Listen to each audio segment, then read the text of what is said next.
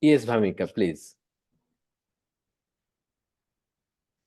You are muted. We can't hear you. You have to unmute yourself, Bhamika. You are not audible.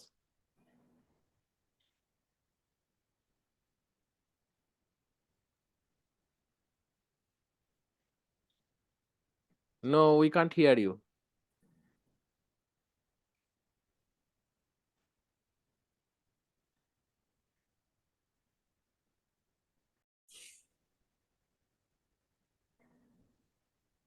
Yes, Bhamika, please. Hello, good evening. We are delighted to have Dr. Rohit Azad to deliver today's lecture. So I have been asked to give the introduction in Hindi, but I'll try to mix it. So sir ने बहुत काम किया है बहुत सारे issues पे, जैसे global north south divide, energy distribution में, एंड जो नीतियाँ जो जो नी, जो नीतियाँ अडॉप्ट करनी चाहिए उस डिवाइड को कम करने के लिए, also on the present climatic crisis. And he has also worked on the political economy, and especially he has contributed towards promoting the pluralist economic tradition, which is something which has been lacking in most of the colleges. And also he has written multiple papers covering issues which somewhat challenge the current neoliberal regime. Uh, uh, so it would be very interesting to have valuable insights on the political economy of climate change, or in Hindi, if I say जल वायु संकट का राजनीतिक आर्थिक विश्लेषण. So I will not going to go in detail, and I'll just invite sir to deliver the lecture. Thank you. Thank you Vamika, and thank you Shurujit. मैं हिंदी में कोशिश करूंगा बोलने का, लेकिन बहुत सारी मतलब हिंदी में ऐसे प्रेजेंटेशन देने की आदत नहीं है, तो हो सकता है गलतियां हो, तो I will keep switching between languages. So shall I start, and कितना टाइम है, कितने देर तक प्रेजेंटेशन कर सकता हूँ, कुछ अंदाज दे दीजिए तो मैं आई will keep a tab. Up to you. You can speak for 45 minutes to 1 hour. Yeah. Okay. And you can share your screen now. I'll start with. Yeah. Okay. Just 1 second.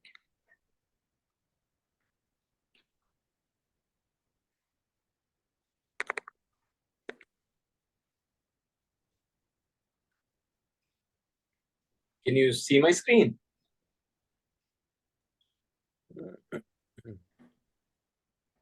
So shall I start? Yes, please. So जो title हमने रखा था वो शुरुजीत के साथ discuss करके, पहली बात तो मुझे ये पता भी नहीं है कि पॉलिटिकल इकोनॉमी का हमने सही ट्रांसलेशन किया है कि नहीं, लेकिन बहरहाल जो डिस्कशन है वो क्लाइमेट चेंज यानी जलवायु परिवर्तन के ऊपर, climate change I am going to use, वो सबको ये टाइटल के नाम से कोई दिक्कत नहीं है और लोग जानकारी रखते भी हैं. तो सबसे पहले मैं ये बताना चाहूंगा कि, और ये बहस आज के कॉन्टेक्स्ट में और भी ज्यादा हो जाती है, खास करके ट्रम्प के जीतने के बाद, जिन्होंने कहा है कि क्लाइमेट चेंज जैसा कोई प्रॉब्लम एक्चुअली है नहीं, और उन्होंने बोला है कि वापस से हम फॉसिल फ्यूल इकोनॉमी की तरफ बढ़ें, हम अपने थर्मल प्लांट्स को चालू करें, ऑयल डिग करें, वगैरह वगैरह. तो मैं बस ये पहले दिखाना चाहता हूँ, हालांकि ये इकोनॉमिक्स का पार्ट नहीं है, लेकिन अगर आप एक थोड़े 10 सेकंड के लिए देखें, ये बेसिकली हिस्टोरिकली काफी सालों पहले से लेके अभी तक का जितना कार्बन डाइऑक्साइड का कॉन्सेंट्रेशन है उस पे एक चार्ट है, और आप देख सकते हैं कि उतार चढ़ाव जो है इस चार्ट में, ये फ्लोज का चार्ट है, मतलब हर साल कितना एमिशन होता है. और आप देख सकते हैं कि पिछले जस्ट अगर आप रिसेंट पीरियड में, मतलब आप इंडस्ट्रियल रिवोल्यूशन के बाद का फेज अगर देखते हैं, जो जंप आपको दिखता है वर्ल्ड में के उस ग्राफ में, वो जंप चार्ट के कहीं बाहर चला जाता है। और आप उससे पहले का देखिए तो ऑब्वियसली ये इसमें ज्यादा बहस की गुंजाइश नहीं है कि ये एंटायरली एक मैन मेड प्रॉब्लम है, क्योंकि नेचुरल जहां तक होता है वो आप उससे पहले का देख लीजिए, उतार चढ़ाव रहा है। लेकिन इस स्केल का carbon emission, carbon dioxide emission इतिहास में कभी भी नहीं हुआ है। तो ये यूजुअल चीज नहीं है कि आई से जाता है और फिर से गर्मी आएगी, या इस टाइप का ट्रांजिशन जो है बहुत ही ये बिजनेस साइकिल टाइप का एक ट्रांजिशन है, ये वैसा ट्रांजिशन ऑब्वियसली नहीं है। इसलिए साइंटिस्ट ने पैनिक बटन बहुत पहले दबा दिया था, कहते हुए कि आप अगर टाइम से एक्ट नहीं करेंगे तो ये काफी दिक्कत कारण बन सकती है। और ये बेसिकली जो जंप है, इसको मैं अब टाइम के हिसाब से अगले चार्ट में इसको ज्यादा पास से दिखा के आपको दिखाता हूँ।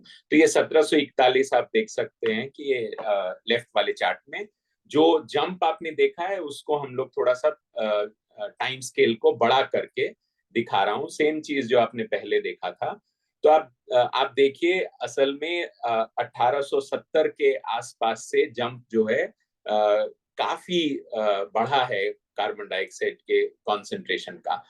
कार्बन डाइऑक्साइड के साथ एक सवाल जो आप आगे के प्रेजेंटेशन में भी देखेंगे, बहुत कुछ बुनियादी चीजें मैं बोल रहा हूं तो माफ कीजिएगा अगर आप इन सारी चीजों के बारे में जानकारी वैसे भी रखते हैं। लेकिन एक चीज मैं जरूर कहना चाहूंगा कि कार्बन डाइऑक्साइड ऐसा एक गैस है जो which has a very long life. मैं साइंस का स्टूडेंट नहीं हूं, लेकिन जितना मैंने पढ़ा है मतलब लाइफ इस टाइप की कि आज से 10,000 साल पहले जो कार्बन डाइऑक्साइड एमिट हुआ होगा उसका 10 से 12% आज भी हमारे वायुमंडल में होगा। तो आप समझ सकते हैं कि ये प्रॉब्लम दोनों ही चीजों का है, पहले जो एमिशन हुए और अब जो हम एमिशन कर रहे हैं, जिसको हम लोग स्टॉक और फ्लो की बात करते हैं। और चूंकि इस पे काफी गहमा गहमी है, काफी बहस है नॉर्थ और साउथ में ये स्टॉक और फ्लो लेके, इसलिए बहुत जरूरी है कि हम ये जानकारी खुले तौर पे रखें कि क्यों stocks matter a great deal when it comes to climate change. So it's not merely about अभी emissions हो रहे हैं, पहले जो emissions हुए थे वो absorb हो जाएंगे etc. ऐसा बिल्कुल ही नहीं है।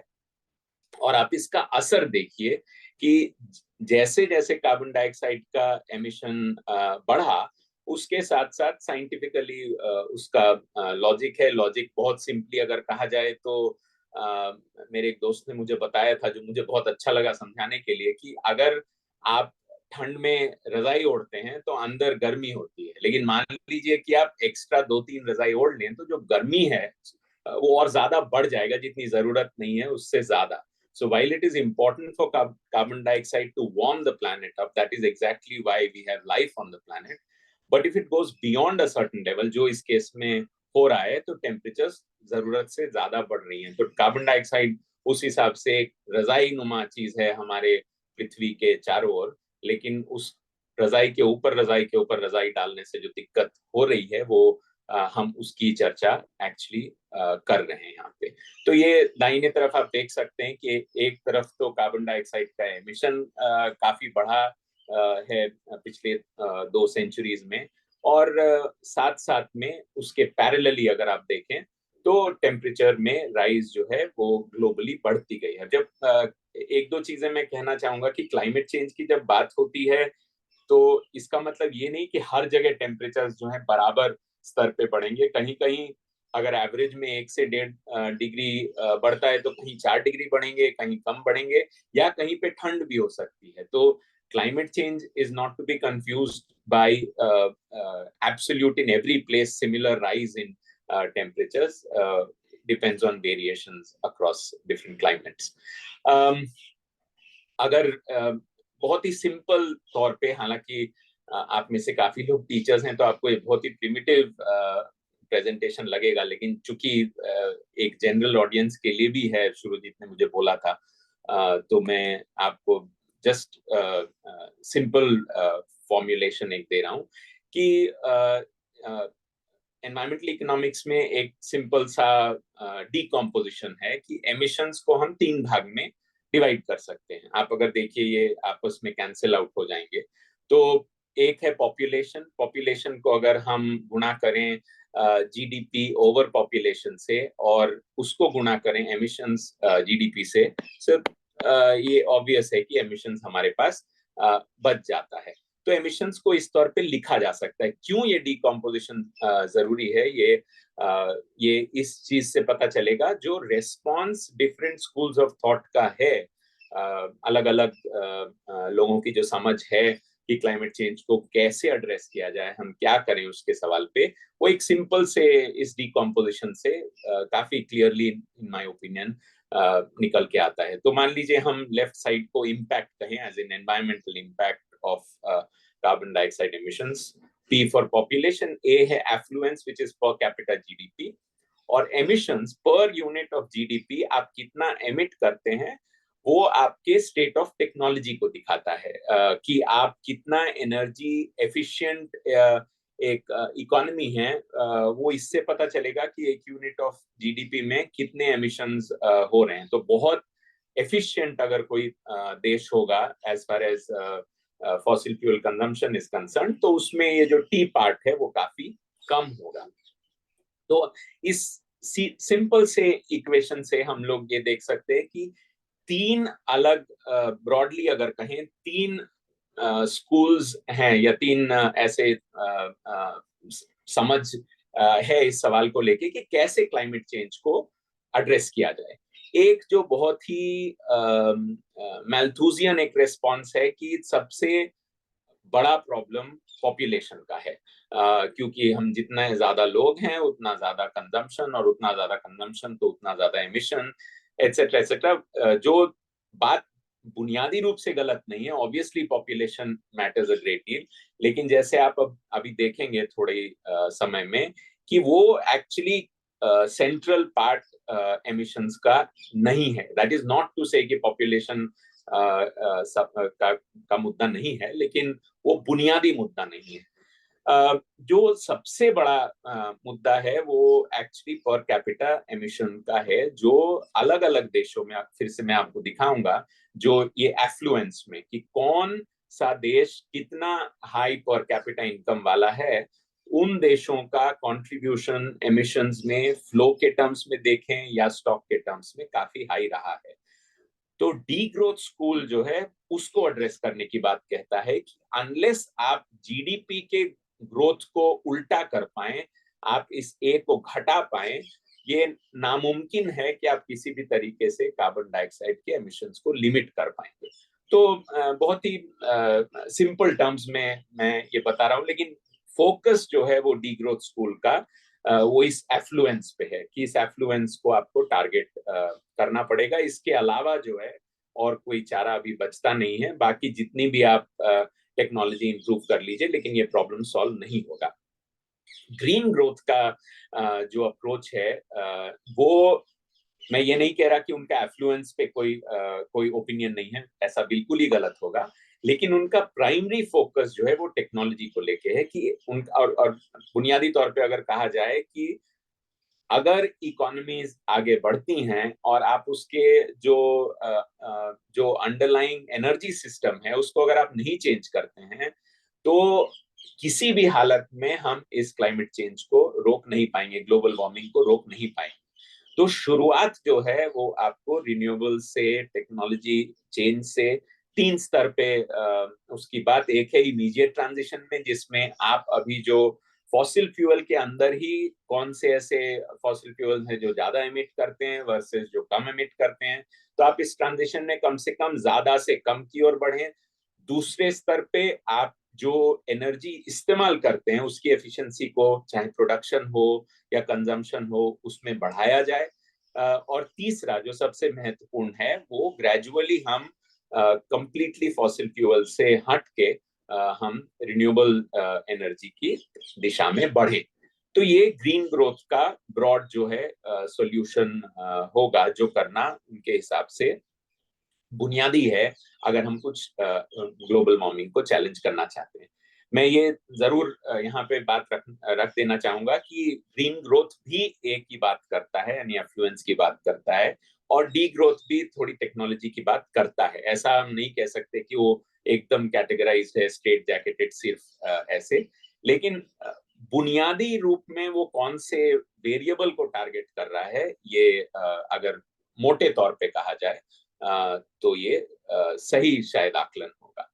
लेकिन इसमें एक दिक्कत है, जैसे ही आप इसको आईपैट इक्वेशन कहते हैं, अगर आप इस तरीके से रिप्रेजेंट करते हैं तो कहीं ना कहीं आप देश के स्तर पे चीजों को देख रहे हैं, जबकि एक एक बेहतर तरीका होगा to look at this problem in terms of per capita. And the reason काफी सिंपल सी बात है कि अगर आप वातावरण की बात करें या वायुमंडल की बात करें, हर एक व्यक्ति, चाहे वो अमीर हो या गरीब हो, चाहे वो चाहे वो फर्स्ट वर्ल्ड का हो, सेकेंड वर्ल्ड का हो, चाहे पुरुष हो, महिला हो, सबका बराबर अधिकार है उस वायुमंडल पे। अगर हम इस बात को मानते हैं, तब हमें सारा आकलन, जो भी आकलन हम करते हैं, उसको पर कैपिटा टर्म्स में ही करना चाहिए, क्योंकि that will give you the correct representation कि किसका कितना अधिकार है और किसका कितना अधिकार होना चाहिए।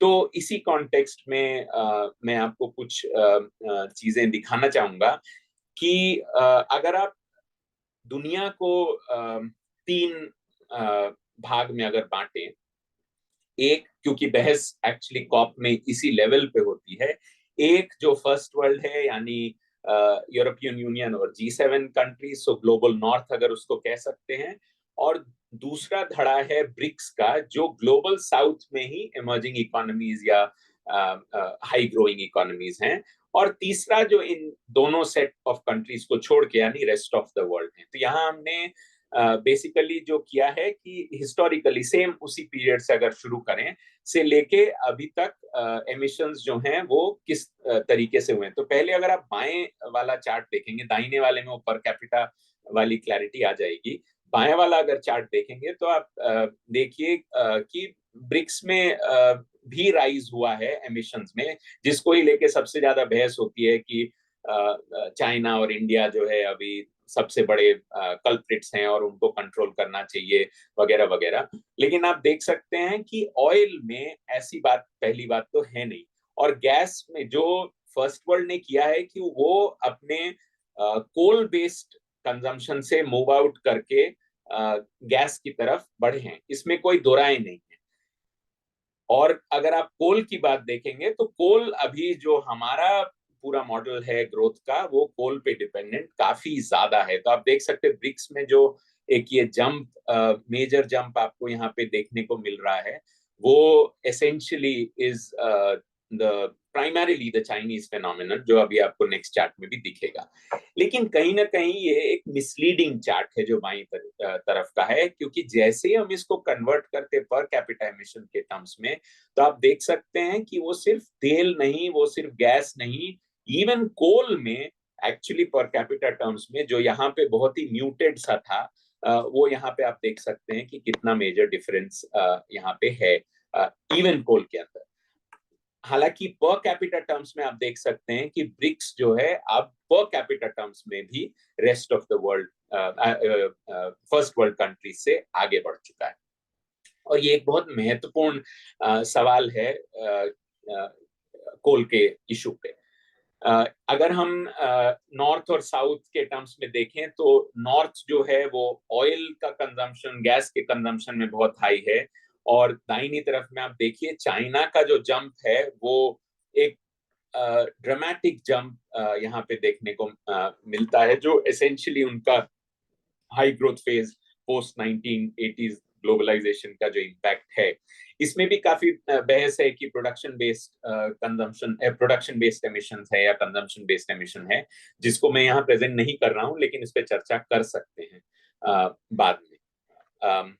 तो अब मैं आपको एक पर्सपेक्टिव इस सवाल पे इस कॉन्टेक्स्ट में देना चाहता हूं कि मान लीजिए हम सिंपली ये देखें कि अभी जब जब शुरुआत से लेके आगे के लिमिट को, जिसको हम मान लीजिए degree centigrade pre industrial level से, इंडस्ट्रियलाइजेशन लेवल से हम 1.5 डिग्री तक के टेम्परेचर को अगर मान लीजिए बर्दाश्त कर सकते हैं, तो हमने वो ये जो नीचे वाला जो ये बार आप देख रहे हैं आपको, ये बेसिकली आपको दिखा रहा है कि हमारे पास टोटल कितना कार्बन स्पेस है जो एमिट होने के बाद हम 1.5 डिग्री जो है ऑलरेडी टच कर जाए। इसमें जो डार्क ब्लू वाला पार्ट है वो हम ऑलरेडी यूज कर चुके हैं, इसलिए stock matters a great deal, जो मैंने आपको शुरू में कहा था कि इस चीज को हम नाकार नहीं सकते हैं, ये ऑलरेडी हो चुकी है। और ये एमिशन अगर हो चुके हैं तो जो बचा हुआ स्पेस है वो बस इतना है हमारे पास। इतने स्पेस में ही हमें इसके बियॉन्ड हम जाने की स्थिति में नहीं होंगे अगर हम 1.5 डिग्री सेंटीग्रेड में लिमिट करना चाहते हैं टेम्परेचर राइज को, जो अब काफी लोग मानते हैं कि वो काफी अनरियलिस्टिक है। इवन दो क्योटो प्रोटोकॉल में वो 1.5 डिग्री की बात की गई थी, लेकिन जिस स्तर पे और जिस रेट पे एमिशंस को रोकने की या नहीं रोकने की जो कोशिश हो रही है, उसमें लगता नहीं है कि 1.5 डिग्री अब फीजिबल एक टारगेट है भी, जो अपने आप में बहुत ही अफसोसजनक बात है। इसीलिए लेकिन 2 डिग्री वाली बात जो है अब इस टर्म्स में है कि उसमें स्पेस हमारे पास इतना एक्चुअली बचा है ना। ये देख के लगता है कि अच्छा अभी काफी स्पेस है, हमारे पास टाइम है अभी, लेकिन आपको जो नेक्स्ट चार्ट में दिखाऊंगा उसमें आपको समझ में आएगा कि क्यों टाइम नहीं है। और वहीं पे ये फ्लो वाली बात जो है वो इंपॉर्टेंट हो जाती है। ये जो आपने पिछले चार्ट में देखा, जो मैंने आपको दिखाया था कि ये जो डार्क ब्लू पार्ट है, आप मान लीजिए इस डार्क ब्लू जो यहाँ पे आपको स्टॉक के तौर पे दिख रहा है, इस स्टॉक को अगर हम फ्लो के टर्म्स में शुरुआत से अगर प्लॉट करें तो ये चार्ट आता है। अब इसमें एक ये बहुत इंटरेस्टिंग एक चार्ट है। ये चार्ट जो कर रहा है कि उस डार्क ब्लू पार्ट को वो पूरे इस चार्ट में दिखा रहा है। तो एरिया जो है इस कर्व के अंदर का पूरा जो एरिया है, ये बेसिकली वो डार्क ब्लू पार्ट के बराबर का है, मतलब अब तक हमने कितना एमिशन कर दिया है।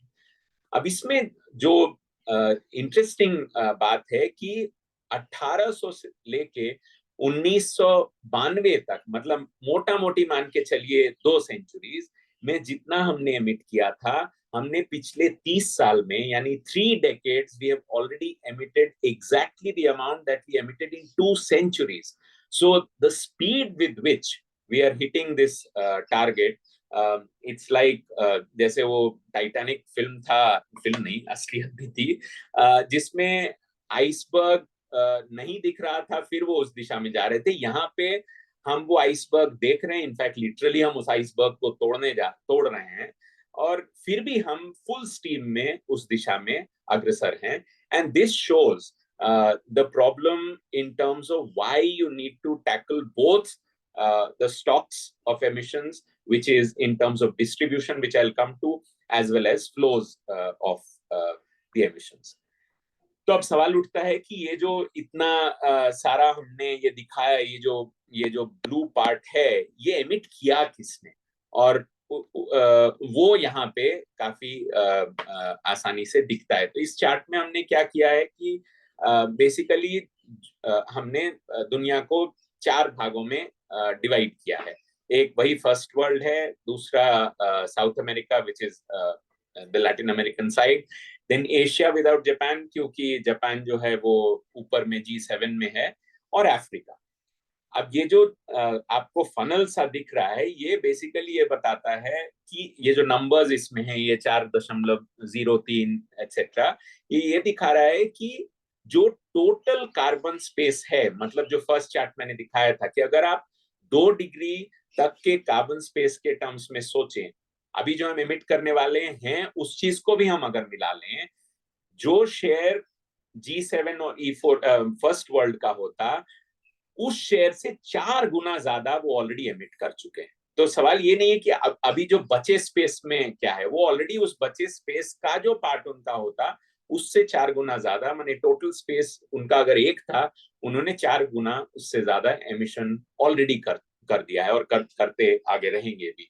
कोई भी और रीजन दुनिया का अपने शेयर के हिसाब से अगर देखें तो वहां तक पहुंचा भी नहीं।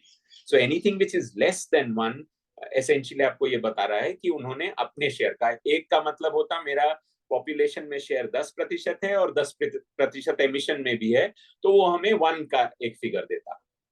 ये एमिशन, ये जो वाइन ग्लास जैसा वो दिख रहा है, that essentially tells you beyond a funnel how unequal cumulative emissions have been. दाहिनी तरफ में उसी का नेशनैलिटी के हिसाब से प्रेजेंटेशन, उसमें आप देखिए कि चाइना भी अब काफी ऊपर एक फैक्टर हो गया, quite close to the, this is 2015, quite close to the global average, which is 6.2.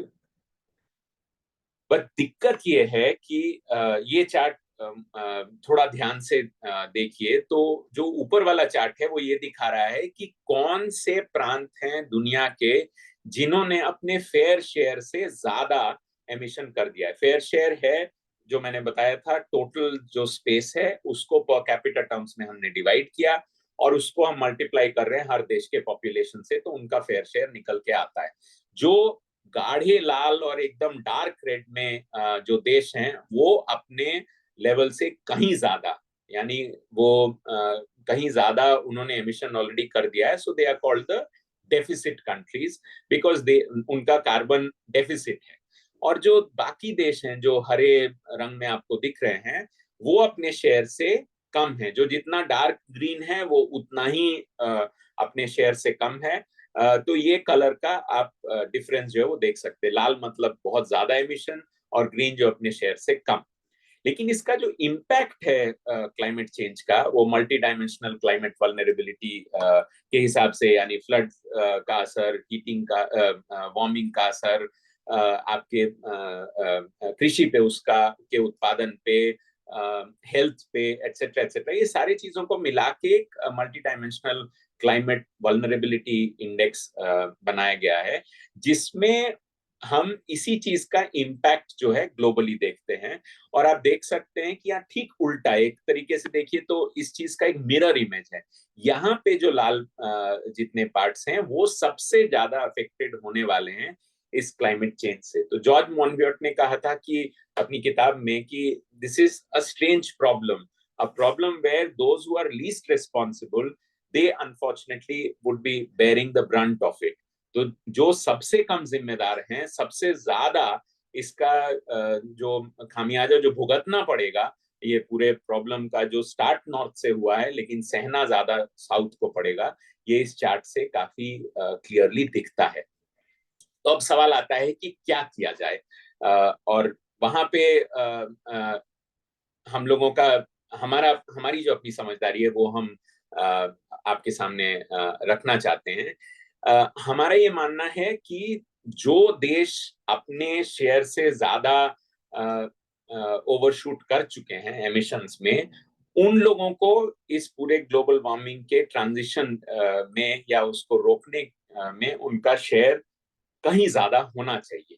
लेकिन वो कैसे किया जाए उसके ऊपर मैं 2 मिनट जस्ट ये चार्ट पे दिखाना। ये एक हाइपोथेटिकल चार्ट है, लेकिन मान लीजिए कि ये टाइम अभी का है, हम 2024 की बात कर रहे हैं, एंड ये जो एक्स एक्सिस है आपको टाइम दिखा रहा है।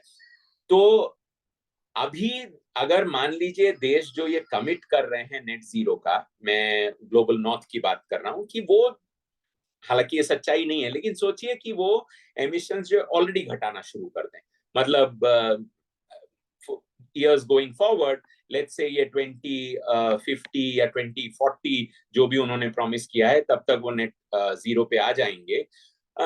यहाँ तक वो आते हैं।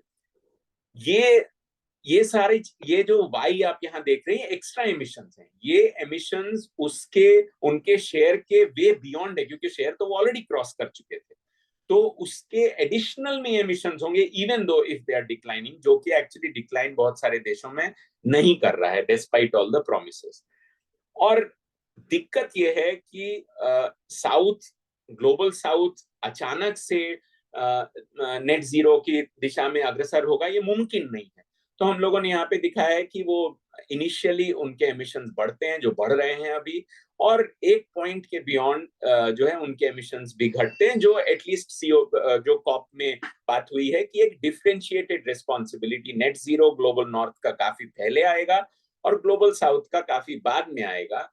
ये भी हमें लगता है कि एक जस्ट सॉल्यूशन नहीं है, और वो इसलिए क्योंकि ग्लोबल नॉर्थ इस पूरे प्रोसेस में फिर भी अपने शेयर से कहीं ज्यादा एमिट कर चुका होगा, even though it is declining.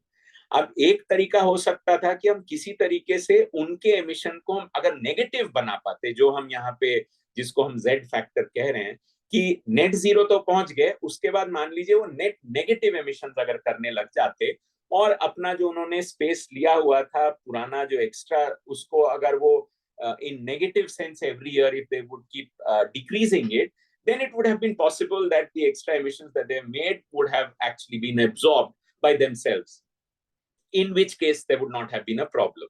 लेकिन दिक्कत यह है कि नेट नेगेटिव एमिशंस नहीं हो सकता है। नेट नेगेटिव एमिशंस एसेंशियली अगर वैसे कहें तो आप बेसिकली जितना एमिट कर रहे हैं उससे ज्यादा एब्जॉर्प्शन जो है वो हो रहा है। वैसी टेक्नोलॉजी एग्जिस्ट करती नहीं है। एलन मस्क बहुत सारी बातें कहते हैं कि ऐसी टेक्नोलॉजी बन जाएगी। आई मीन एलन मस्क, मैं विलन नहीं बनाना चाह रहा हूं, लेकिन बहुत सारे लोग ये कह रहे हैं कि technologically we are going to go to a point जहां पे नेट नेगेटिव एमिशंस भी हो सकते हैं, जहां बेसिकली जो एग्जिस्टिंग कार्बन है उसको भी एब्जॉर्ब कर लिया जाएगा at a higher rate than what the emission. That's not feasible and nobody believes that that's going to happen. तो अगर वो नहीं हो सकता है, तब किसी भी फॉर्म में अगर आप ये जेड को एब्जॉर्ब नहीं कर सकते हैं, तो इफेक्टिवली जो होगा कि वो ग्लोबल साउथ को ही वो एब्जॉर्प्शन जो है जेड का करना पड़ेगा। यानी ये वाला जो पार्ट है वो बेसिकली ग्लोबल साउथ को ही, क्योंकि अभी हमने एमिट किया नहीं, हम करने वाले हैं, उसको रोका जा सकता है अगर ये फोर्स किया जाए हमारे ऊपर कि आप नेट जीरो जो है जल्द से जल्द करें, और उस लिमिट को, क्योंकि आपने तो एमिट नहीं किया है, हमने तो एमिट पहले ही कर लिया था, तो हम अब क्या कर सकते हैं।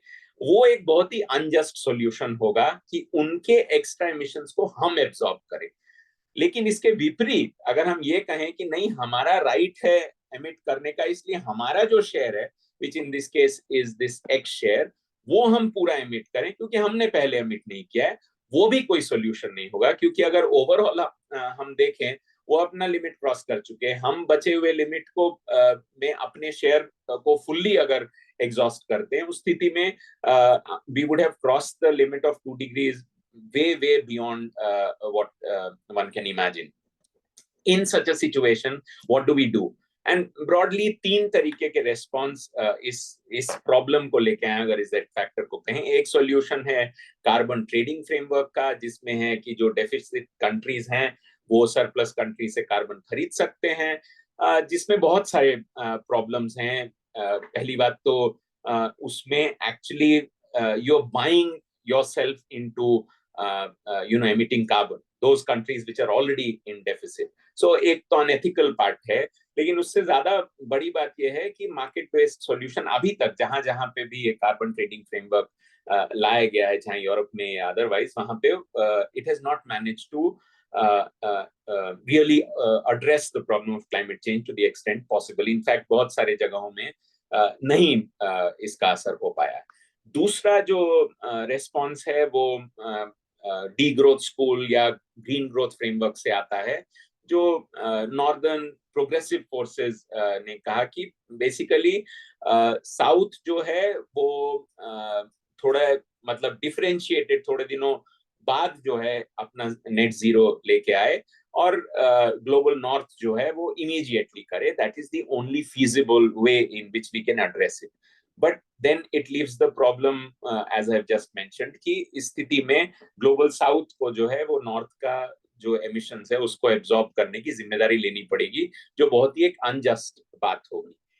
तीसरा जो हम ग्लोबल साउथ में जो असर्शन जो इनफैक्ट कॉप में गवर्नमेंट ने भी किया, और हमारे अपने प्रोग्रेसिव आर्ग्यूमेंट्स में भी है कि साउथ ने अपना शेयर एमिट नहीं किया है। That is something which is our share. Now while that is true, लेकिन हम लोग अगर उस शेयर को असर्ट करने की अगर बात करते हैं और हम कोल प्लांट से नहीं हटने की बात करते हैं कि हम इसी तरीके से हमारा विकास हो सकता है, then that will may solve the climate injustice problem, but it will aggravate the crisis itself. So is there a way of addressing both this climate crisis problem and climate injustice is what we have tried to work on. And I'll just show you what we mean by that. हम ये कहना चाह रहे हैं कि technologically ये possible नहीं है, लेकिन एक तरीका है जिसमें ये किया जा सकता है, वो ये है कि आप नेट नेगेटिव नहीं कर सकते हैं, लेकिन ग्लोबल नेट जीरो जरूर कर सकते हैं. तो instead of setting targets for countries for net zero, which you do anyway, but actually you need to set targets for the global north to effectively be, at least financially, technologically, to absorb the emissions जो global south में होने वाला है. हम net negative नहीं कर सकते, लेकिन हम ये तो जरूर कर सकते हैं कि जो साउथ में एमिशंस होने वाले हैं फ्यूचर में, उसके रेट को अगर हम घटा सकें, वो इफेक्टिवली जो है एक कहें तो ग्लोबल नेट जीरो की बात होगी. यानी नॉर्थ जो है वो साउथ के एमिशंस को इफेक्टिवली अब्सॉर्ब कर रहा है फाइनेंशियली एंड टेक्नोलॉजिकली. और ये फीजिबल भी है. हमारा जो हमने काम किया है उसमें हमने प्रपोज किया एक इंटरनेशनल कार्बन फंड. जो डेटर कंट्रीज हैं वो मतलब जिन लोगों ने डेफिसिट में रन कर रहे हैं, वो according to how much they are in the deficit, they pay to the International Carbon Fund, and that is used to green the global south, where greening is happening while green transition happens in the north itself. लेकिन south में भी, ताकि आप net zero आपके cost पे नहीं, net zero जो है कहीं पहले किया जा सके और इफेक्टिवली हम वो जो जेड फैक्टर है उसको एब्जॉर्ब कर ले जो ग्लोबल नॉर्थ अपने कॉस्ट पे. तो ये बुनियादी तौर पे इसका हमने कुछ नंबर्स के टर्म्स में भी एनालिसिस किया है, जिसमें हमने कहा है कि मान लीजिए स्टॉक के जगह हट के हम, क्योंकि ये जो पेपर हमने लिखा था ये फ्लो ऑफ एमिशंस पे है, लेकिन ये स्टॉक पे भी किया जा सकता है.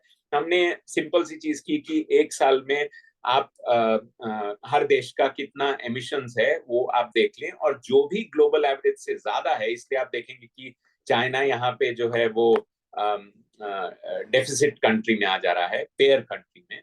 तो अगर आप एवरेज से ज्यादा हैं, जितना आप ज्यादा हैं उसको आपके पॉपुलेशन से मल्टीप्लाई करके एक सर्टेन अमाउंट जो रिक्वायर्ड है ग्लोबल एनर्जी ट्रांजिशन का, उस किटी में डालने का आपका कितनी जिम्मेदारी होगी, वो नंबर्स यहाँ पे लिखे हुए हैं. आपको जरूर आश्चर्य होगा कि चाइना क्यों इतना पे करे. As I said that this calculation is based on flows. Stock के केस में ये नहीं होगा. तो ये जस्ट आपको एक ब्रॉड आइडिया देने के लिए ये नंबर्स मैं यहाँ दिखा रहा हूँ. और बाईं तरफ आप देख रहे हैं कि यूएस को भी कंट्रीब्यूट करना पड़ेगा, क्योंकि इन सारे कंट्रीज का एवरेज से ज्यादा कंट्रीब्यूशन है. ऑस्ट्रेलिया देख लीजिए या रशिया देख लीजिए, यूरोप का एक्सेट्रा, या कनाडा. और जो सरप्लस कंट्रीज हैं, मतलब जिन लोगों ने अभी अपना शेयर यूज नहीं किया है, वो इस इंटरनेशनल कार्बन फंड में कितना उन्हें मिलेगा, वो उस ग्लोबल एवरेज से जितनी दूरी पे वो हैं मल्टीप्लाइड बाय देयर पॉपुलेशन. तो आप ये देख सकते हैं कि global north is paying and global south gets that fund and makes that transition way ahead of what is being committed to in different discussions on net zero in the global south. Now ये बोला ही जा सकता है कि ये बहुत ही idealistic argument है कि ऐसे किया जाए. यहाँ पे हम सिर्फ प्रिंसिपल की बात कर रहे हैं कि वो फंडिंग का जो शेयरिंग है वो कैसे होना चाहिए. इसमें आप देख सकते हैं कि Hindustan, because of our population, हमारा शेयर उस कार्बन फंड में काफी हाई होगा in terms of receiving the money. तो सवाल ये उठ सकता है कि नहीं, ये ग्लोबल बातचीत जो है ये कुछ ज्यादा ही अनरियलिस्टिक एक चीज है. अभी तक हम मिनिमम कमिटमेंट नहीं ले पाए हैं, तो हम इंटरनेशनल कार्बन फंड की बात किस तौर पे सोच रहे हैं. मुझे लगता है कि ग्लोबल वार्मिंग के सवाल पे अनलेस अलायंसेस बनाए जाएं ग्लोबल साउथ के इन terms of negotiating with the global north, और कोई तरीका है नहीं। अगर एक देश दूसरे देश के साथ आपस में प्रतिस्पर्धा में, कंपटीशन में कि मुझे ज्यादा फंड मिले, किसी और को कम मिले, इस तरीके से ये लड़ाई अगर होगी तो हम लोग सभी ग्लोबल साउथ में उसका नुकसान है। जबकि हम कलेक्टिवली अगर इस लड़ाई को लड़ते हैं तो ये मुमकिन है कि हम इस तरीके का इंटरनेशनल कार्बन फंड के टर्म्स में पॉलिसी को आगे ले जाया जा सकता है, and BRICS can play a very important role there. But let's say that this is something which may not happen. Do we wait till then? जब I mean in this case literally जब पानी sir के ऊपर चला जाए, या हम कुछ और करें? तो इसमें हम लोगों ने हिंदुस्तान को लेके एज एन एग्जाम्पल, और India just happens to be an example, it can be done for any country, कि आप देश के अंदर का ट्रांजिशन जो है वो डोमेस्टिकली कोई तरीका है क्या उसको करने का।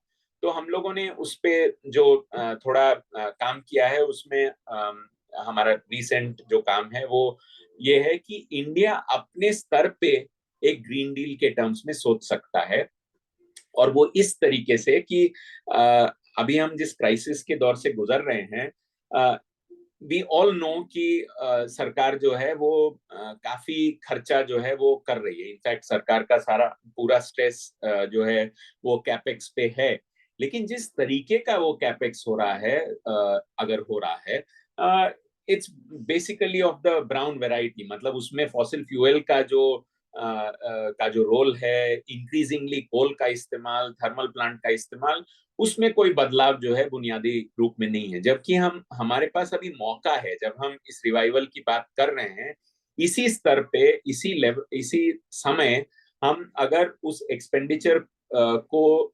रिन्यूएबल्स के टर्म्स में सोचें, अगर हम उसको उस तरीके से एक इंडस्ट्रियल पॉलिसी के टर्म्स में सोचें, तो सेम पैसा जो हम खर्च करने के टर्म्स में सोच रहे हैं, उसका इम्पैक्ट ना सिर्फ एम्प्लॉयमेंट जनरेशन पे, बट साथ साथ हमारे contribution in fighting climate change जो है वो हो सकता है। तो यहाँ पे हमने जो नंबर्स कैलकुलेट किया, हमने एक सिंपल सा चीज किया कि मान लीजिए जो प्रॉमिस किया गया था आत्मनिर्भर भारत का जो पैकेज था, उस पैकेज को आप उस पैसे को अगर खर्च करते अगले कुछ सालों के लिए, हमारा ये पूरा जो प्रोग्राम हमने प्रेजेंट किया है वो एक डेकेड का प्रोग्राम है, उसको आप 3 भागों में, एक है इंफ्रास्ट्रक्चर जो कैपेक्स की बात की जा रही है, लेकिन ग्रीन इंफ्रास्ट्रक्चर, दूसरा है केयर इकोनॉमी का जो सबसे ज्यादा आहत हुआ था खास करके हेल्थ के सवाल पे ड्यूरिंग कोविड, उसमें खर्च करने का, और सबसे बड़ी बात कि हम पूरे एनर्जी सिस्टम को ही, मतलब चाहे वो सोलर की बात हो, चाहे वो विंड की बात हो, चाहे वो हाइड्रो की बात हो, हम फॉसिल फ्यूल से हट के अपने देश के स्तर पे एक एनर्जी ट्रांजिशन के टर्म्स में, अग्रेसिव एनर्जी ट्रांजिशन के टर्म्स में सोचें।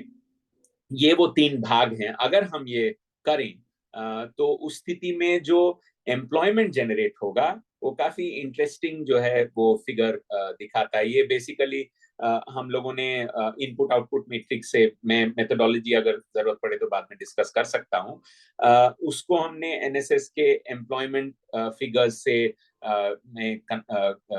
जोड़ के कंपैरेटिव उससे ये निकाला कि मान लीजिए आप 1 रुपया खर्च कर रहे हैं फॉसिल फ्यूल पे, तो कितने जॉब्स क्रिएट होते हैं। अगर वही चीज आप ग्रीन एनर्जी पे करते हैं तो कितने जॉब्स, करीब करीब 2.5 गुना ज्यादा नौकरियां जो हैं वो ग्रीन जॉब्स के, सेम पैसा खर्च करने के, for a simple reason that fossil fuel industry is very mechanised, whereas the green form of energy is more decentralized and less mechanized, much less mechanized than the fossil fuel.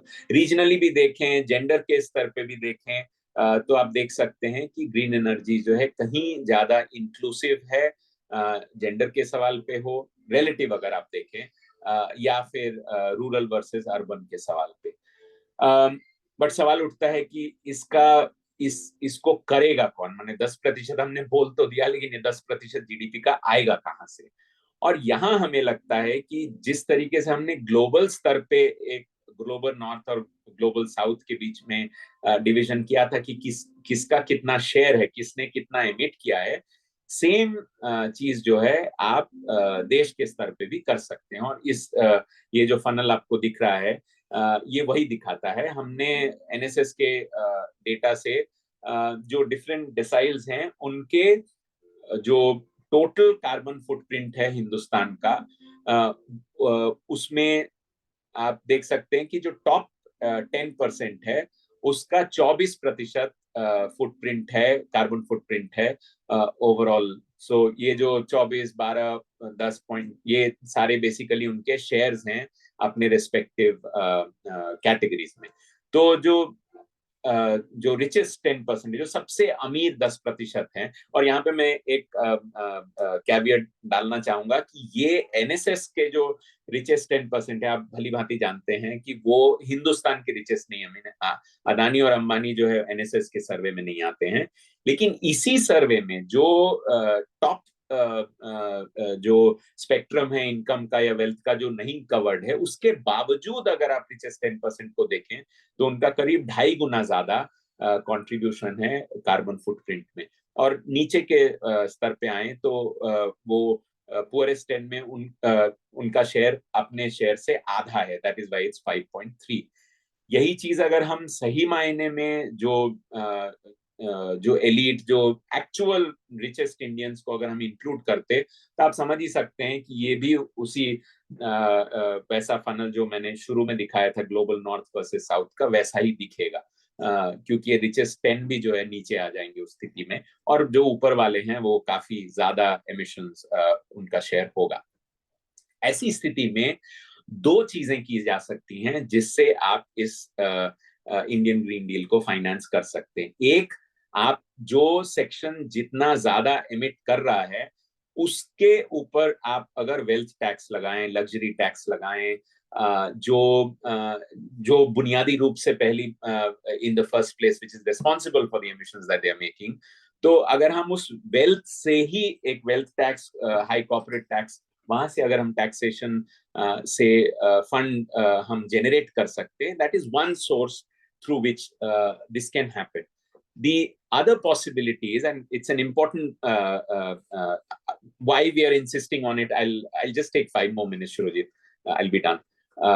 कि आप जो करने की जरूरत है कि जो लोग कार्बन का इस्तेमाल इतना ज्यादा कर रहे हैं उनको डिसुएड सिर्फ इनकम साइड से ही ना करके प्राइस के साइड से भी करना पड़ेगा। एक उदाहरण आपको देता हूं कि अभी दिल्ली में जैसे पोल्यूशन का प्रॉब्लम इतना मेजर है और सबको पता है कि एक बड़ा उसका कंट्रीब्यूशन जो है वो पब्लिक प्राइवेट ट्रांसपोर्ट से आता है। और मैं किसी को ब्लेम करने वाली बात नहीं है, लेकिन ये बात सच है कि यही चीज अगर प्राइवेट ट्रांसपोर्ट की जगह पब्लिक ट्रांसपोर्ट होता और एफिशिएंटली चल रहा होता, जैसे दुनिया के बहुत सारे शहरों में है, तो इस तरीके का प्रॉब्लम हम लोगों को फेस नहीं करना पड़ता। लेकिन हम ये जो प्राइवेट ट्रांसपोर्ट इतना सस्ता और इतना आसान है, एडिशनली जहां पे आप एसयूवी चलाइए या आप मल्टीपल गाड़ियां रखिए, ये सारी चीजें जो है बहुत ही सस्ते, in fact it is far cheaper than any other mode that, I mean, relatively speaking, it's quite easy to maintain private transport in the way that we have. जबकि होना ये चाहिए कि आप एनकरेज करें, अगर प्राइवेट ट्रांसपोर्ट भी है तो कारपूलिंग की दिशा में, जिसके बहुत सारे तरीके हैं। इनफैक्ट हमारे जब कॉमनवेल्थ गेम्स में वो फाइन लगा के या जिस भी तरीके से वो मैनेज किया गया था उसमें एक लेन बनाया गया था। So there have been experiments, but not just that. You can put high registration charges on second cars. You can put high prices on carbon emitting vehicles, many very high taxes on luxury items. So there also needs to be a price effect. At the end of the day, अगर चीजों के दाम नहीं बढ़ेंगे तो it will be impossible for people to be dissuaded from consuming these commodities.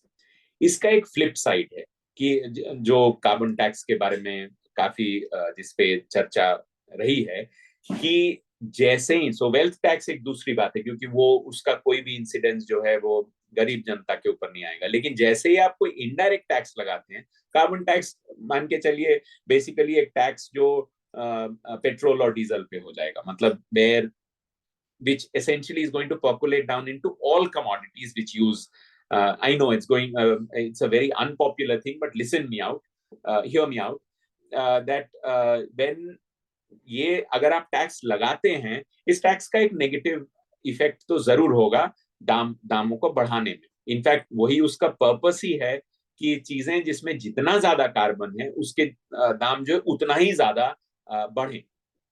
और ये एक प्रोग्रेसिव क्वार्टर से ऐसा आर्ग्यूमेंट आना बहुत ही मतलब सरप्राइजिंग है। और इसलिए आप 2 मिनट अगर मेरी बात को थोड़ा ध्यान से देख सकते हैं कि यहाँ पे ये सच बात है, क्योंकि कार्बन टैक्स जो है वो अपने आप में एक रिग्रेसिव, कोई भी इनडायरेक्ट टैक्स रिग्रेसिव टैक्स होता है, जैसा आप लोग सब लोग जानते हैं कि a poor person pays a much higher share of their income in any commodity. So it's obvious that if there is a charge on that, then per unit of their expenditure, their propensity to consume is much higher.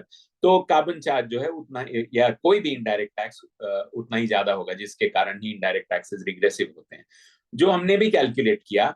तो अगर आप right side में ये जो bars आपको दिख रहे हैं वो देखेंगे, तो दिस इज कार्बन टैक्स अगर आप सिर्फ लगाते और उस पे आप हाउस होल्ड एक्सपेंडिचर के टर्म्स में अगर देखें, तो ये आपको देख के समझ में आ ही रहा है कि इवन दो कार्बन फुटप्रिंट जो है वो पुअरेस्ट का कम है कंपेयर्ड टू द रिचेस्ट, लेकिन in terms of carbon charge it's much higher than what the richest would be paying, which is the exact opposite of what should happen. एक तो मैं contribute भी नहीं कर रहा हूँ, उसके ऊपर से मैं और ज्यादा कार्बन चार्ज भी दूं, ये तो हर हालत में एक अनजस्ट एक प्रपोजल होगा।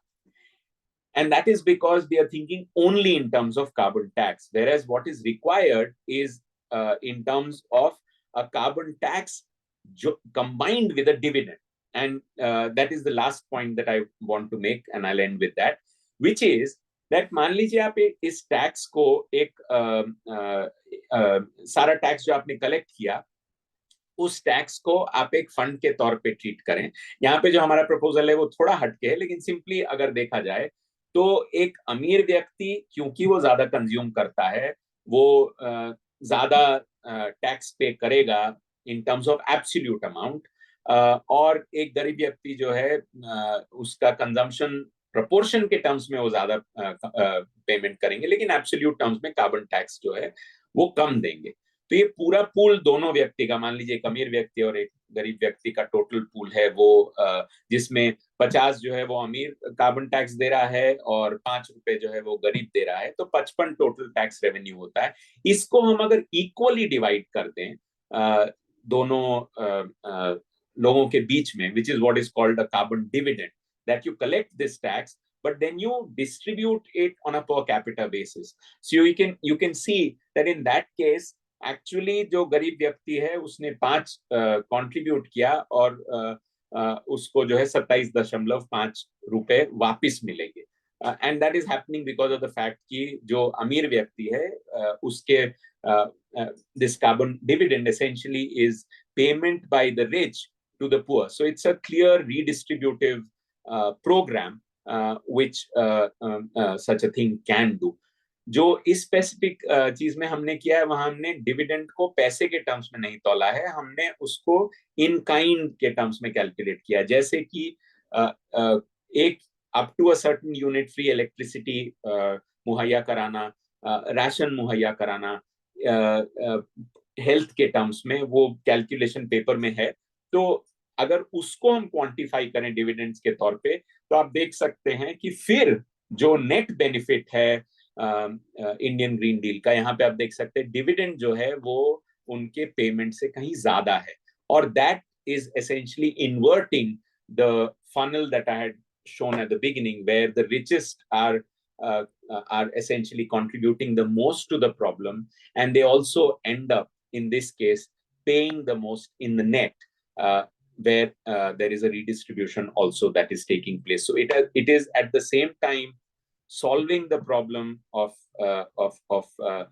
climate change as well as of climate injustice. तो एक तीर से दो निशान अगर कह सकते हैं, हमने इसको एक नाम दिया था कि ये रॉबिन हुड टैक्स जैसा एक चीज है. अगर आप रिडिस्ट्रीब्यूट करें तो सिर्फ कार्बन टैक्स अपने आप में इम्प्लीमेंट करने से it's going to be quite regressive. तो बहुत धन्यवाद आपका कि आप लोगों ने सुना. काफी सारी चीजें मैंने बोली, बहुत सारी बेसिक चीजें भी बोली. शायद आपको लगा होगा कि सारी चीजें तो ऑलरेडी जानकारी है, लेकिन नहीं, ये मैं नहीं प्रेजेंट कर रहा हूँ, बस यहाँ तक है. तो शुक्रिया. Thanks a lot, Rohit. Thank you very much. It was very interesting. Now this is the time for question, comments, if any. May I request the participants to switch on their video mode if possible, so that we can see some faces. If possible, please switch on your camera. Yeah.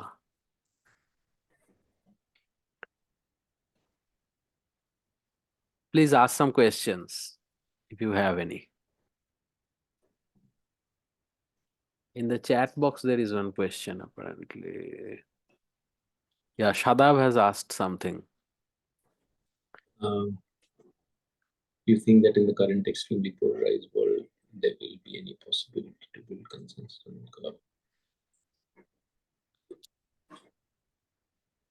Most likely, no. I mean, given the fact that that Trump has won the election, but I think that it should not only be seen in terms of the leadership. It needs to be seen also from the perspective of the people themselves. I mean, you have people's movement. I'm not saying it's a big movement.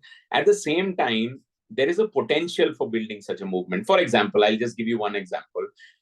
In Delhi, every time there is such a problem that you have of pollution, there is a discussion around how to address that, and which effectively means that there is a concern. There has to be a concern because people are facing it. Of course, pollution is much easier to kind of see because it's right there in your face, unlike temperature rise, because it's a very slow evolving process. At the same time, common people, and lot has been climate activists know that the people who are facing the brunt of it already know that climate change is affecting them. So it requires that kind of mobilization from below. Trump himself will do or not do what the people of that country are going to demand. Now, you may say that I'm being overly optimistic that there will be a people's movement on the issue of climate change in the United States. Most likely not, or it could be, we don't know. At the same time, we are talking about, let's say, our respective countries. I mean, we need to build that movement. We need to build that movement at the local level, which is, let's say, a clean air movement in Delhi. I think it's very, very urgent for us to do that. Just to give you one figure, Lancet had produced a study which said that because of exposure to the pollution that we have in Delhi, prolonged pollution, people's life expectancy has gone down by 5 years. Children's lungs are 10% smaller than in terms of capacity running. So just imagine the impact that it is having. Hence, it is very important to think also in terms of not just the top, but the possibility of a movement from below. It is not a foregone conclusion कि ये नहीं हो सकता है. बाकी अगर pessimism की बात है तो वो तो पेसिमिज्म तो हमेशा ही रहेगा, लेकिन जब आप संघर्ष की बात करेंगे तो obviously one needs to think in terms of what are the possible ways in which this can be addressed. Then on Trump's re-election and the post-climate might take. Yeah,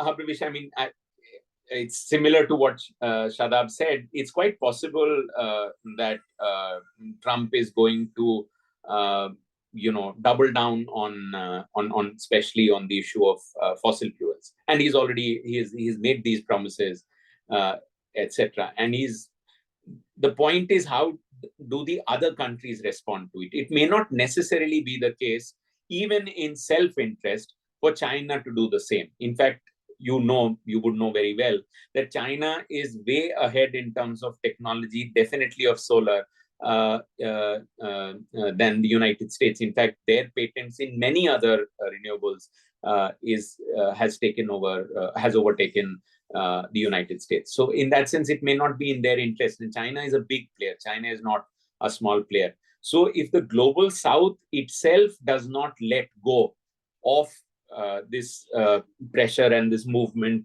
towards a greener future, then US alone may not be able to decide what the future holds out. I mean, they would be then pressurized if everybody else does it. But yeah, I mean, nobody knows the future, so one doesn't know how it would play out. But it's not as if that it cannot be done. It depends on the global South, the solidarity within the global South. On the heads of transfer, where do climate refugees fall in the spectrum? What is the accounting? Ankita, you can ask yourself, I mean, since you are here.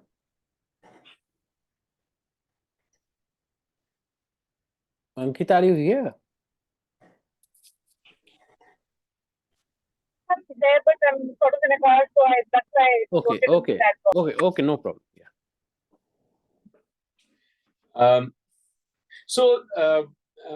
On this issue of, you mean climate refugees, as in those who are getting displaced, who will get displaced in the process, or are you talking about something else?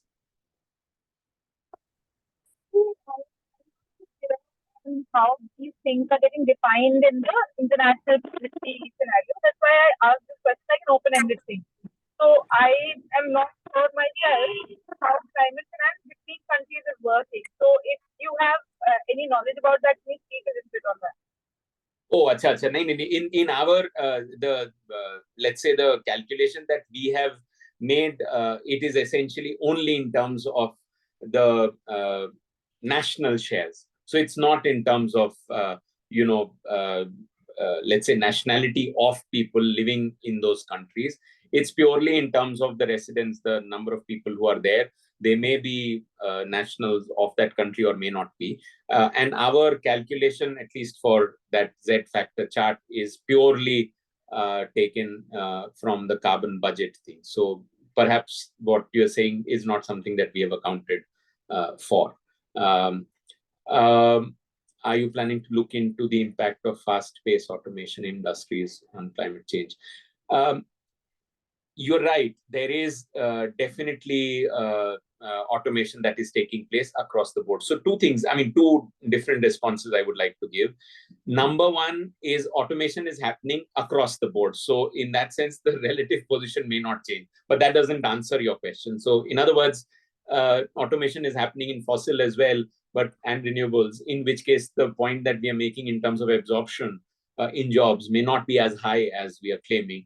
But in relative terms, it could still be. That's point number one.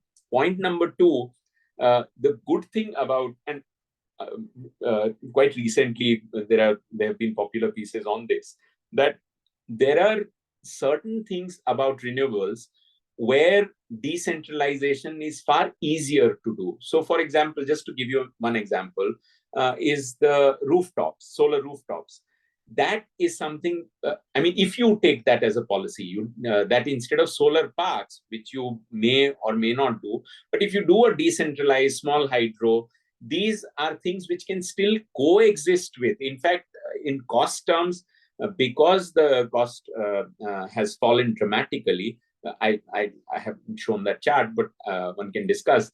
The cost of solar now has actually gone below many of the fossil fuel generated electricity. So a decentralized response to it may actually be able to also address this issue of automation. So automation may happen in construction of, let's say, these solar panels, but in terms of using it, or how or maintaining it, etc., etc. If you don't go the big capital way, if you keep it decentralized, which is feasible, which is possible, that's the interesting thing about renewables, that you have both these options. So it's not really a either or choice of technique, the old choice of technique, if we think in those terms.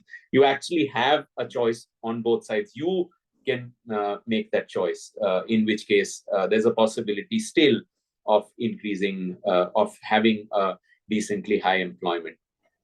On the yeah. Yes,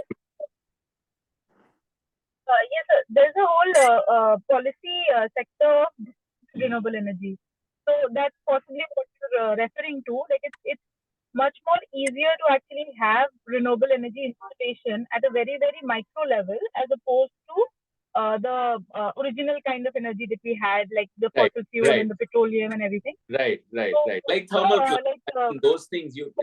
That's what the renewable technology itself has decentralized, access to. I mean, potentially decentralized does not mean that everybody has access to it. But if the government were to act on it, you can actually end up decentralizing. Access to energy would be much higher.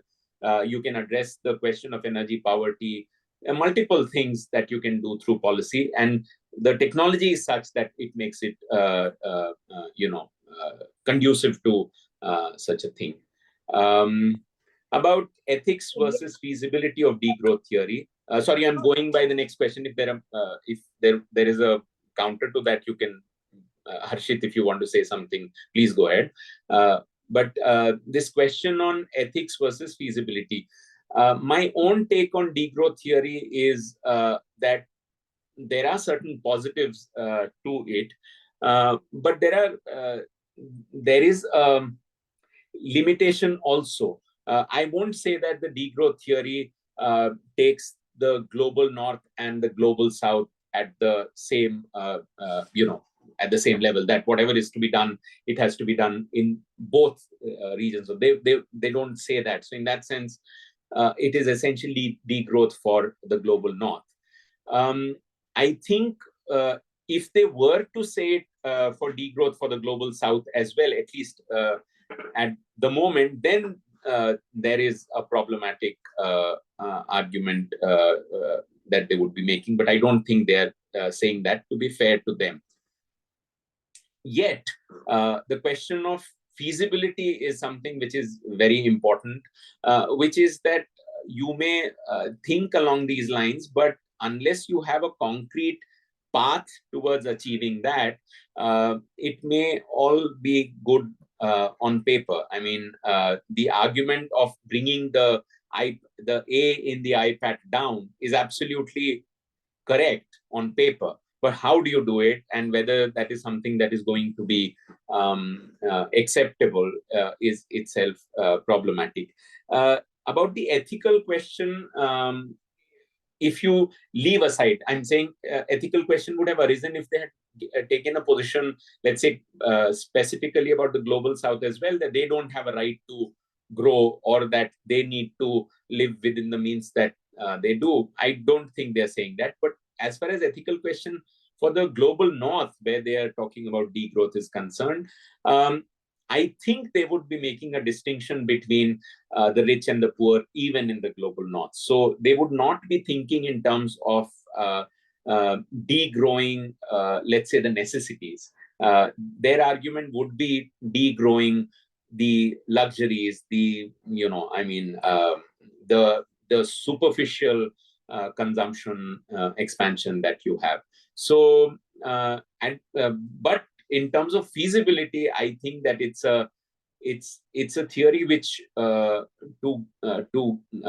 have that acceptance and to be even thought of as a practical solution seems very difficult, in my opinion, at the moment, given the fact that, forget about degrowth, we are thinking in terms of more and more growth. So in that context, to think of the is extremely difficult. At the same time, and last point I would make, their idea that technology is not going to solve the problem in the long run is something which is very seriously to be taken. So I do believe that while the transition requires the renewables, it requires greening of the economies, it's not actually a solution in the long run, because the material throughput of this is going to be high, which degrowth theory has written about, that even if you green the economy, the batteries that you're going to use, the minerals that you're going to mine, etc., that is going to have a detrimental impact on the planet. In which case, you may have solved one problem but created another. So I do think that there needs to be, how should we say it, a middle path. मैं मध्यम मार्गीय हो गया हूँ. So there needs to be a middle path between the degrowth and the green growth, where green growth is taken seriously for transition, and an imagination of a post-capitalist world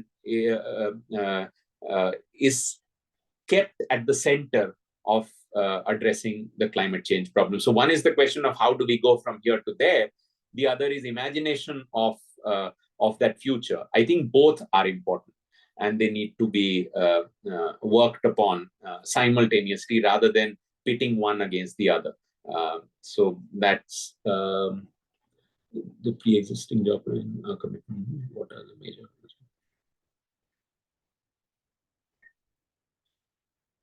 I think it's not just the, I mean, of course, it's the absence of political will that it's good on paper, but, whether they want to really do it. But more importantly, I think there is also the interest of big capital. If the fossil, I mean, those companies which are dependent on fossil fuels, if they are the ones who are driving the politics of the ruling party, then the likelihood is that the policies are going to be tilted in that direction. So it's quite possible, let's say, which is happening, that if these big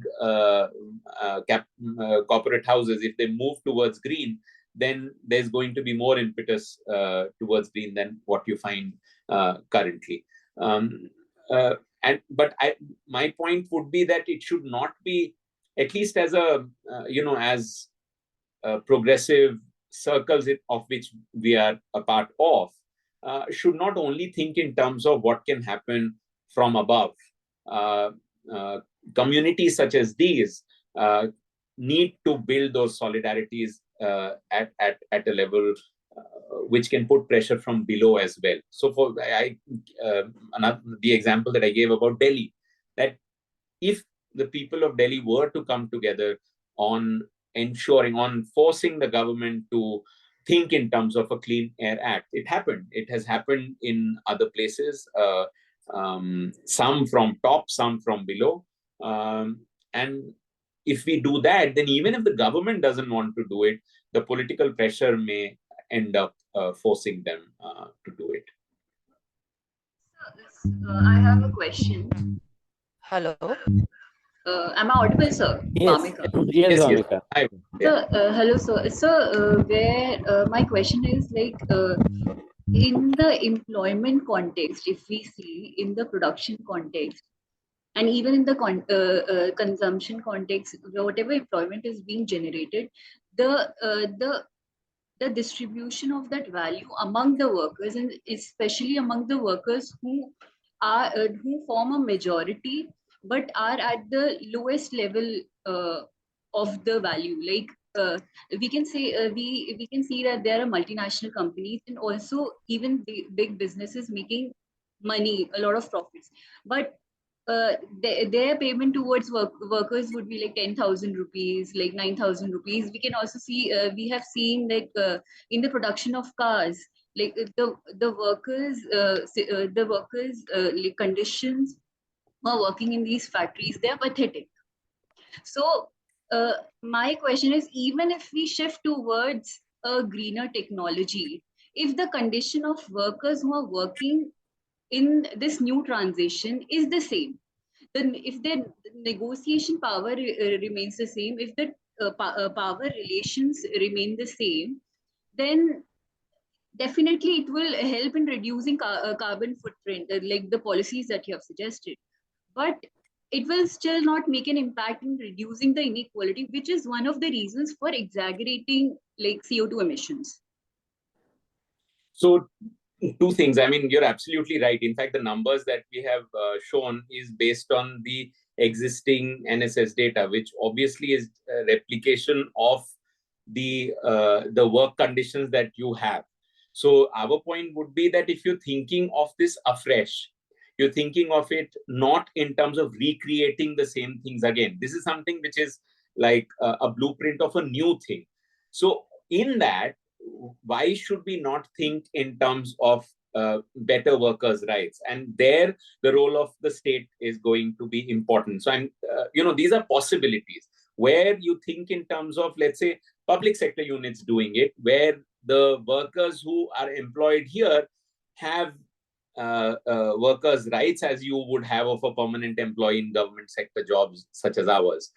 I know it's easier said than done, but the point remains that state can play that role. So if state is the one which is leading this initiative, which it has to, because I don't think greening of the economy is going to happen primarily from the corporate sector. It cannot, because it's not in their interest to make that transition. Once it is made, then obviously they'll draw the fruits of it.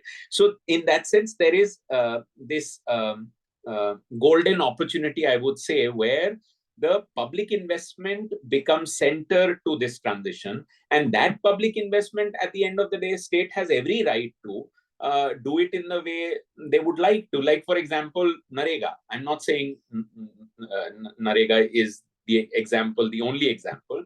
At the same time, it is in the same setup. You could force a government to implement an Employment Guarantee Act. Why not think beyond? Why not think in terms of a better, a more remunerative form, which is financed by the rich? Now, there the redistribution is also happening. So my point would be that since it is new, there's a possibility of that. I'm not saying it's guaranteed, of course not.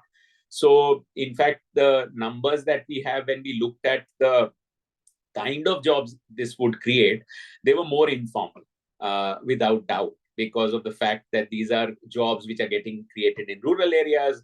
So the composition of jobs, greener jobs, are more in the informal variety. So it's all the more important to then think in terms of job security, in terms of workers' rights in these new jobs which get created. It would require that, again, easier said than done. But I'm just saying that a new possibility may have that that it can be done in such a manner.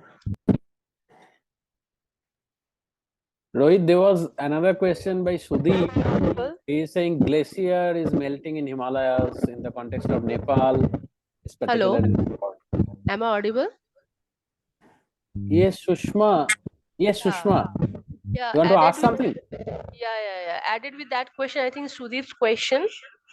He has asked to elaborate the effect of climate change in the glacier effect. Yeah, I missed that question. Sorry about that. So first of all, I'm not environmentalist or environment scientist, but this is something which is absolutely true. In fact, a lot is being studied in the reports that IEA brings out, that this is already happening, and this is happening in terms of the climate change. Its impact on glaciers is happening in the Himalayas. It's happening definitely in the northern pole, etc. So that a lot of study has been done. The effect of that coming closer home is already happening. You're right. In fact, the heat waves, you gave one example of the glacier effect, but the heat waves or floods or for that matter, the cyclones, all of this at an increasing rate that it is happening scientifically shows the impact of climate change is already being felt.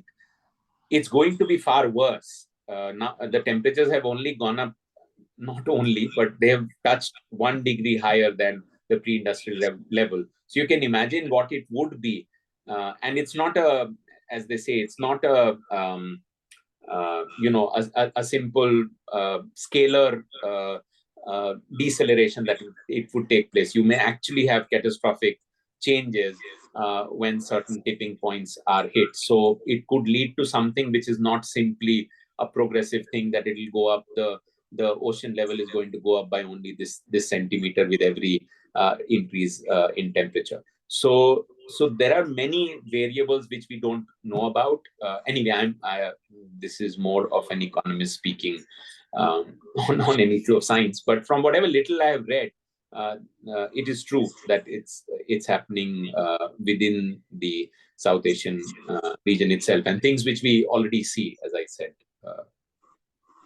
Shurojit, am I audible now? Yes, you are. Yeah, Please ask. I wanted to put my question before he answers that, because my question a little bit similar to that only. So I wanted to ask regarding the recent glacier effect. He's also asking about the glacier effect.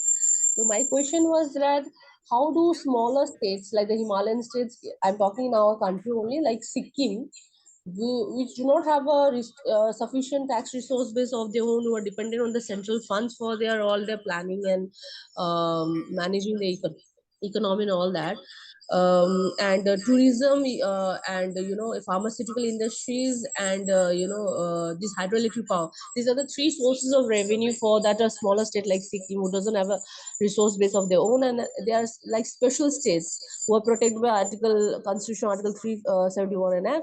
So how do these smaller states who have a minimal marginalized voice in any, government formation, all that, how do they come up with such trade-off? Like, you either I go for the development thing, or either I will protect by nature, because the area itself is very landlocked. There are very few infrastructural development plans that they can come up with. As an economist, as a staunch supporter for for good for a climate change, what do you think this the smaller states like the Himalayan states like Sikkim should opt for? Like they do not compromise on their greenery, on the tourism aspect, on their pharmaceuticals, on their dams that they control, but at the same time provide employment opportunities, even like decent working opportunities, with good job security and all that. So I don't have an immediate answer to this, but certain things I can definitely say, that any such, let's say it were to be implemented, such a program, then that would require, of course, states which are going to get affected by it. Let's say if you were to implement a policy which is not true for Sikkim, but I'm just giving you an example. Let's say for Jharkhand, which I know about, that if it leads to closing down of coal mines because you're closing down thermal plants, so it's going to affect them financially in a big way. It's industry and the money that the government, state finances essentially, also. The point is, such a policy would then require states which are going to get affected as a result of this to be more than compensated for it.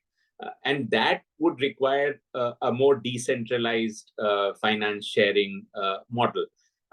It's, again, not so easy. At the same time, we have had it. I mean, the recent changes have given more powers to the center, but it need not be that way. That's number one. Number two, I think to change that, you would require alliance of these smaller states, and that would require the opposition to be in a position to articulate that opinion to the center as a collective. So even though numerically or in terms of population it may be a small state, it doesn't necessarily need to be a small state in terms of its bargaining capacity if it were to bargain collectively. So that's, but as far as specifically, let's say, states which have a big green cover, I mean, what should they do about it? Can't there be ways, I mean, let's say even of tourism, I mean, tourism itself could be thought of as a policy, which relatively speaking is greener to, so not to close down, of course not. At the same time, you do it in a more sustainable manner, while you get your share, let's say, if the distribution that I'm talking about. So in terms of finances, you are getting finances from the center, depending on how you're getting affected by such a policy, and that you use to to maintain your own state. And even carbon intensive activities which generate, let's say, revenue for you, you gradually try and substitute that as far as possible in terms of renewables, or you contribute in terms of generation of renewable energy sources, in which case you also generate funds from that. I know it's not really an answer to the exact question that you've asked. At the same time, I believe, making smaller states stay smaller, I mean, in the sense that because they are small, they can't do much, is actually taking in some way the agency away. They may be numerically small, but collectively they could be bigger, in which case they can negotiate much better. And it would require, such a policy would require better negotiation for states which are going to get affected by such a policy. So, yeah. Rohit, can I ask one thing? Somebody has asked something, Survi.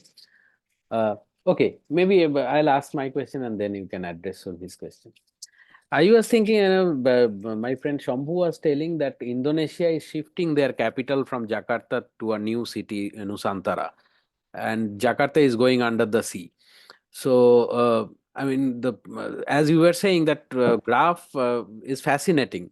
The global north is actually causing majority of the problem, but the most affected areas are in global south in terms of flood or whatever, agricultural productivity or many other things, including glacier melting and so on. So, but there is no global government.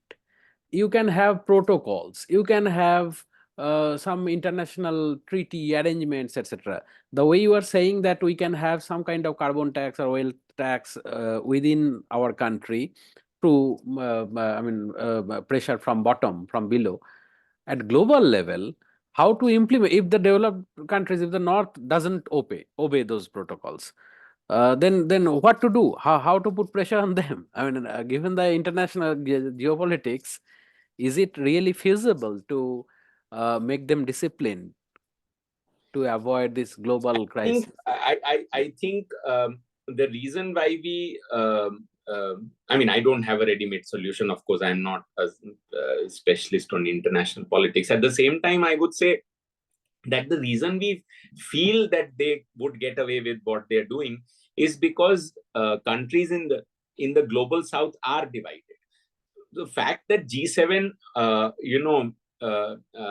carries this much weight is not merely an economic thing alone. The fact that they collectively come to negotiating tables, to WTO, in the UN, whereas the global south, wherever we have collectively negotiated, including in the WTO, we have managed to, they have backed off in whatever limited manner. The problem with the global south is we are continuously competing against each other. For example, this BRICS, it's a decent coalition if it were to be actually active, both politically and economically, and in many ways can actually, harm, let's say, the global north. To give you one example, I was reading a book by Rohini Hensman, where she gives one very interesting example. Tulika's book, it's a book published by Tulika, and she says that while it's true that when you have globalization, the value chains, the globalization has made capital stronger. I mean, you have centralization of capital. It's the global north which is controlling through the economics of that system. But she says that this also generates a possibility of a global labor movement because of the fact that the production is actually quite centralized. I mean, in the sense that you have a global value chain. If somebody strikes in China today, then it's a global strike. It's not just a strike in one place. So the powers, the collective power of labor also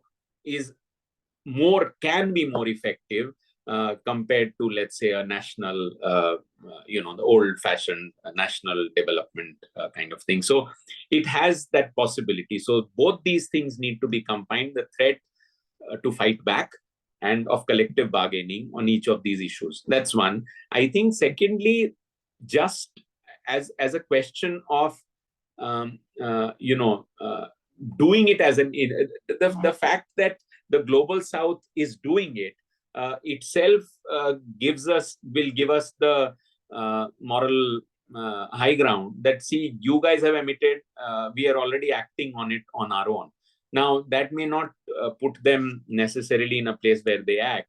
At the same time, we would have done our bit. What else can the global south do if they don't? But I would say that because they are not doing anything, and we have a right, because we have not used our space, is the other extreme. I would not go with that either. There is another question by Survi. I know it's growth, late. Yeah. Growth in high-income countries is as central and crucial to global economics. The growth rates are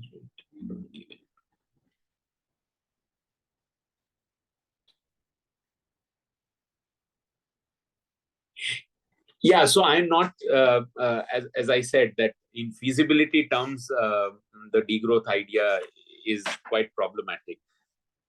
At the same time, in terms of the principle of the argument that they're making, that capitalism driven by consumerism is at the core of the problem, and unless that is addressed, Hickel's own book, Less is More, unless that fundamental question is posed, maybe their solution is not necessarily not just feasible, but a little too how should I put it, abstract compared to what can actually be done. At the same time, the question that they are posing is something that we need to engage with. As far as this question of degrowth in the global north having an effect on the global south, absolutely. I mean, you're absolutely right. In a globally linked economies, the market that the global north provides will affect. But I would say that why does that need to be the only economic model? You can have a situation where there could be, and there is already happening, a delinking of economies, where if there is a closing down of borders by the United States for China, China is looking inwards. China is thinking in terms of, it's difficult, but China is thinking in terms of domestic investment, of reorienting its outward look to domestic markets. If that happens, then a different kind of world order where you do not necessarily depend on, you can have a domestic demand driven growth. And as far as your foreign exchange constraint is concerned, if you actually have an alliance in the global south where most of the commodities are being interchangeably used, you may think of an alternative to the current global order. It's not an impossibility. I mean, after all, during the 60s and the 70s, you had growth in the global north essentially driven by state. So the problem in the global south would be the foreign exchange constraint if we think in terms of domestic state-driven growth. But that also can be solved if we have a global south currency union, possibilities which BRICS actually is discussing. So in which case you can have degrowth there and have green growth in the global south. That's what my point. We are not acting like a cohesive unit at all. Just like you Absolutely. pointed out.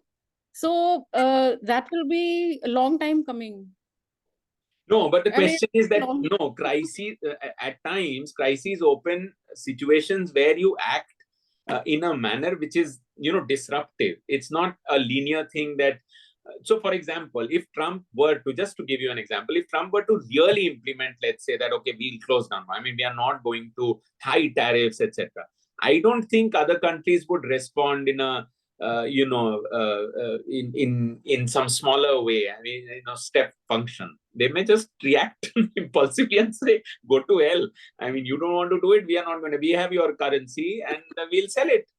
I'm not saying they will do it, but dollar will collapse. So there may be chaos in the process, but that chaos may give rise to a different situation. After all, 1980s came with the chaos of the 1970s, just as the 50s. So we should be hopeful that chaos at times can give rise to alternatives. Hopeful.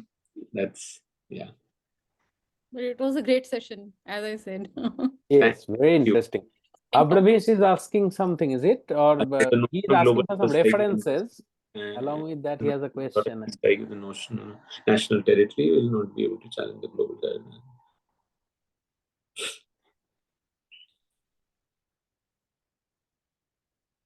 No, exactly. So it's important for this alliance not to happen from. I mean, the labor alliance. It's not only in China. If there is a global South solidarity, that's the only. Just as you have a capital which is centralized and G7 represents that, you need to have labor which is equally. The point she was making, and I think that's important, that it's not. It gives the impression that it's difficult to organize. Actually, the power of the workers is much higher now if we were to think in terms of a collective action.